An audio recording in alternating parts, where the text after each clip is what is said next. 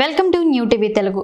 మంత్రిగా నారా లోకేష్ బాధ్యతలు చేపట్టారు. సచివాలయం 4వ బ్లాక్లోని తన ఛాంబర్లో ప్రత్యేక పూజలు చేసిన అనంతరం ఆయన బాధ్యతలు స్వీకరించారు.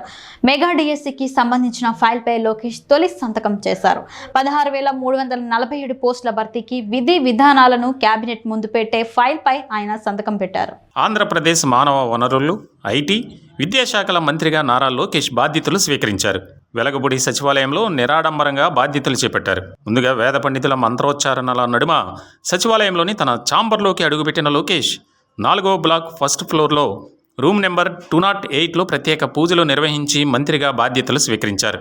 లోకేష్ ముందుగా మెగా డిఎస్సి విధి విధానాలకు సంబంధించిన ఫైల్పై తొలి సంతకం చేసి కేబినెట్కు పంపారు. మెగా డిఎస్సి ద్వారా 16,347 పోస్టుల భర్తీకి ముఖ్యమంత్రి చంద్రబాబు తొలి సంతకం చేసిన ఫైల్పైనే సంబంధిత శాఖ మంత్రిగా తొలి సంతకం చేశారు. విధి విధానాలు రూపొందించి కేబినెట్ ముందు పెడుతూ నారా లోకేష్ సంతకం చేశారు.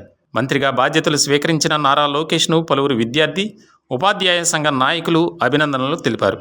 బాధ్యతల స్వీకరణ సందర్భంగా పలువురు టీడీపీ నేతలు ఆయన వెంట ఉన్నారు.